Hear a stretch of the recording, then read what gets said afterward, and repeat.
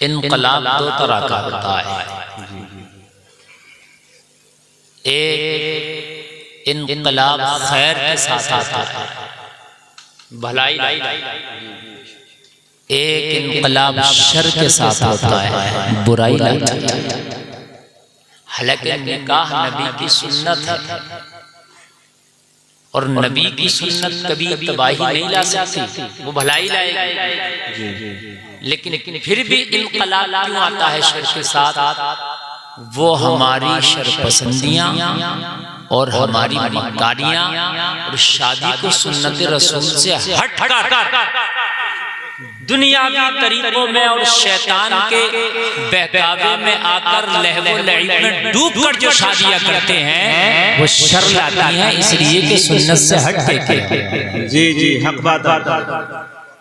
जबकि शादी निकाह जो है खैर है। नबी तो फरमाते हैं निकाह करो आधा ईमान महफूज हो जाता है। आधा ईमान के बारे में अल्लाह से डरो। लेकिन फिर भी शादी के बाद में कभी कभी इनकलाब ऐसा आता है, और आप देख रहे हैं कोर्ट कचहरी थाना चौकी पंचायत है छुटने तलाक, कितनी लड़कियां न तलाक हुई अपने घरों पे बैठी हैं, समझ रहे हैं आप। उनके शौहर इतने बड़े दयूस हैं, न वो उन्हें तलाक देकर आजाद कर रहे हैं, न उनको अपने घर पे रख रहे हैं, उनकी जिंदगियों को तबाह कर दिया। सालों साल बाबा के घर पे पड़ी है। कुछ तो ऐसे हैं कि उनके बच्चे भी हो गए, उसके बावजूद भी कोई मामला हल नहीं हो रहे। लोगों मुआशरा आज हमारा किधर जा रहा है? ये जिंदगी में खुराफात और परेशानियां क्यों?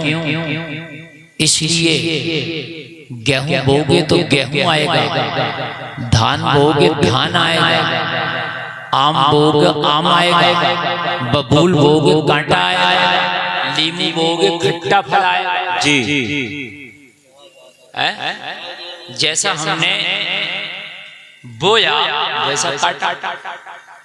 तो जो शादी हमने जिस तरह से की उस तरह का फल हमारी निगाहों के सामने है। रिश्ते के इब्तिदा से लेके और शादी तक तवज्जो से सुने मेरी गुफ्तगू, कुछ इस्लाही बातें हो जाए ताकि हमारे मुआशरे में अगर नौजवानों के समझ में आ जाए तो कुछ ना कुछ तो सुधार पैदा। रिश्ते से लेके शादी तक नबी की सुन्नत को फॉलो करो। आवाज कम बढ़ती क्यों हो रहा है? एक जगह नबी की सुन्नत को फॉलो करो, इंशाअल्लाह तुम्हारी शादी बाइस बरकत, बाइस रहमत और घर में खुशियों का एक इनकलाब लाए। जी लेकिन फॉलो करना पड़ेगा मुस्तफा की सुन्नत। ये बात ज़हन नशीन कर लें आप, ये बात आप आपने भेजे में डाल। सुन्नत रसूल से हटकर दुनिया कामयाब ना हो सकी तो तुम उनका कलमा पढ़ के उनसे हटके कैसे कामयाब हो जाओगे? सही। शागिर्द उस्ताद की मुखालफत करके कामयाब नहीं, मुक्तदी इमाम की मुखालफत करके कामयाब नहीं, चेला गुरु की मुखालफत करके कामयाब नहीं, औलाद वालिदैन की मुखालफत करके कामयाब नहीं, तो उम्मती नबी भी मुखालफत करके कैसे कामयाब होगा? जी इमाम जा रहा है में अल्लाहू अकबर और आप सजदे में चले जाओ, नमाज हो जाएगी? बिल्कुल नहीं। अब आप कहोगे हज़रत मैंने तो नमाज पढ़ी है, नमाज तो पढ़ी है, मुखालफत करी जी नहीं हुई।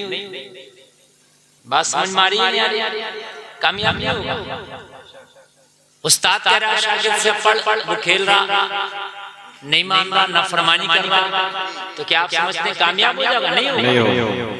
मदरसे में 100 बच्चे पढ़ने जाते हैं, 10 ही पढ़कर फारिग होते हैं, कामयाब होते हैं। क्यों? वो 10 मुवाफकत करते हैं, बाकी जब मुखालफत करते हैं तो फिर हाल यही है। जी रिजल्ट यही है।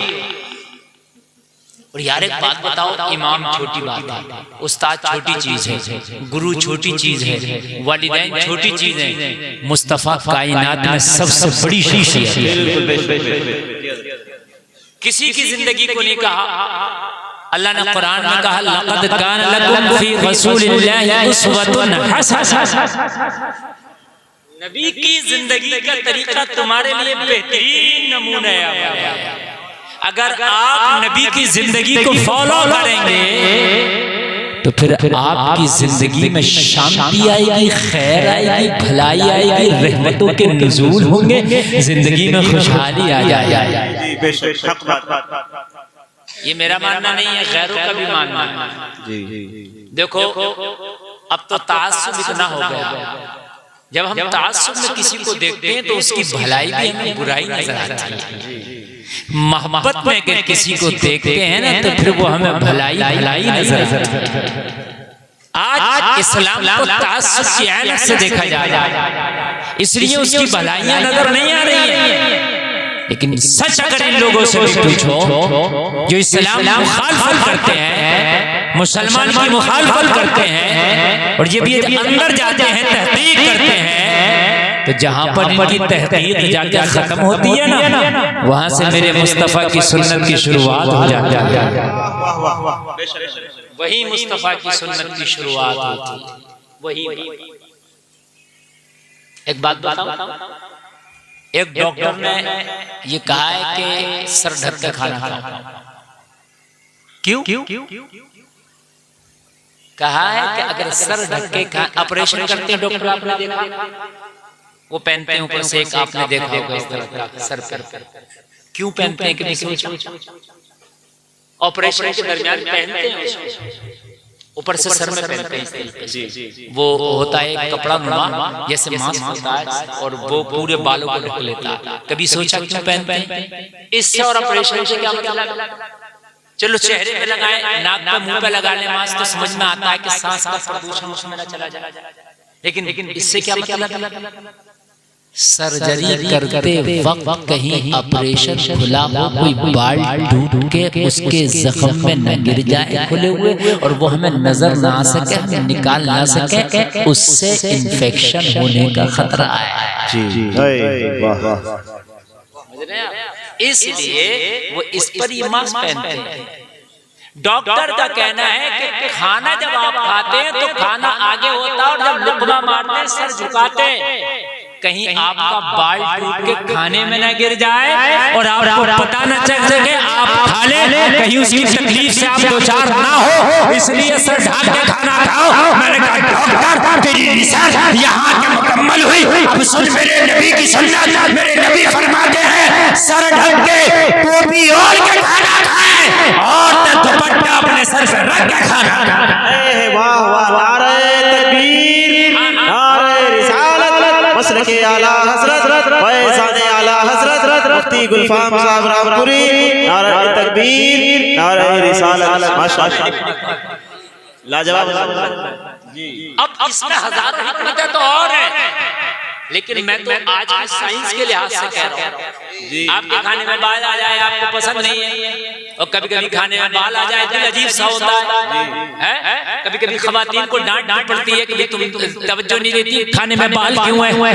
और जलसे में आने वालों, तेरे प्यारे नबी ने कितना प्यारा तरीका बताया है कि अगर नबी के तरीके पे अपनाएगा ना तो दुनिया जहाँ से खत्म कर रही है, तेरे नबी का तरीका वहाँ शुरू है।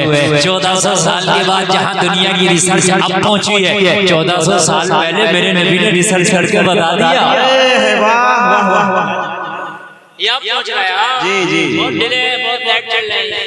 बहुत लेट चल रहे हैं, नबी ने बता दिया 1400 साल पहले बता दिया। अब जमाना घूम के आ रहा, हर डॉक्टर हर हकीम कह रहा सादा खाओ, गलत तो नहीं मेरी बात?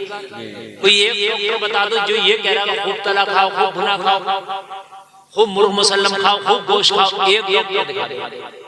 पूरी दुनिया का डॉक्टर कह रहा सादा खाओ, हल्का खाओ।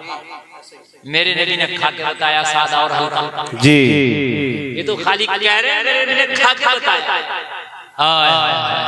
कभी पेट से पत्थर है, तो कभी खजूर है, तो कभी फाका है, तो कभी जौ की रोटी है। ये मेरे नबी के खाने हैं। और जलसे में आने वालों कान खोल करके सुनो, दुनिया अब रिसर्च पे आई है। आप हल्का खाना, कम खाना फायदेमंद है। मेरे नबी की तो सुन्नत ही है, जब खाने से खुद भूखे रह जाओ, थोड़ी सी गुंजाइश रह जाए तो खाने से हाथ खींच लो। मेरे नबी की सुन्नत ही है, प्यारा तरीका है। अब मुझे बताएं, और सुनो जलसे में आने वाले कान खोल के। मेरे नबी का तरीका है मीठा बीच में खाओ, शुरू में नमकीन, आखिर में नमकीन। गोया के नमकीन 2 मरतबा, मीठा 1 मरतबा, यानी मीठे की कम तरगीब है। और आज हर डॉक्टर कह रहा है कम मीठा खा। जी हिम्मत है यार सुन्नत में, जरा आप देखें तो फिर शादी जब तू अपने तरीके पे करेगा, शैतान के तरीके पे करेगा, खुराफात के तरीके पे करेगा, तो मुझे बताओ बरकत कहाँ से आएगी, रहमत कहाँ से आएगी, सुकून कहाँ से आएगा, जिंदगी में इनकलाब सुकून वाला कहाँ से आएगा। जलसे में आने वालों, जब शादी तरीका ही मुस्तफा का है, जब मेरे नबी दुनिया में तशरीफ ना लाए थे, ऐलान नबूवत ना हुआ था, तो लोगों को शादी के तरीके भी मालूम नहीं थे। मेरे नबी ने, तमाम ज़माने ने, तमाम कायनात ने खुदा की कसम मेरे नबी से शादी का तरीका सीखा है। जलसे में आने वालों, दुनिया वालों को पता ही नहीं था शादी होती कैसी है। शादी नहीं थी, बल्कि ज़माने जाहिलियत में एक लड़की के साथ 20 लोग मिलकर बलात्कार करते, और जब वो हमल हो जाती है, जिसकी तरफ इशारा कर देती कि इसका बच्चा मेरे पेट में, उसे शादी की जाती। ये गंदे तरीके, ये तरीके थे शादी। 3-4 तरीके से होती थी शादी। एक तरीका ये भी था जो आज चलता है पसंद से, और भाई उसको ये पसंद है, उसको ये पसंद है, और एक दूसरे की मर्जी से शादी। लेकिन जलसे में आने वालों, मेरे नबी ने जो बेहतर और बेस्ट तरीका था पूरी दुनिया को दे दिया। शादी करो, सबसे पहले दीनदारी। जी क्या देखो, दीनदारी, जोर से बोले, दीनदारी, जो आज बिल्कुल नहीं दिखती, बिल्कुल इसका फकदान है दीनदारी। अगर आज सबसे पहले देख रहे हैं शादी करिए तो मालदारी,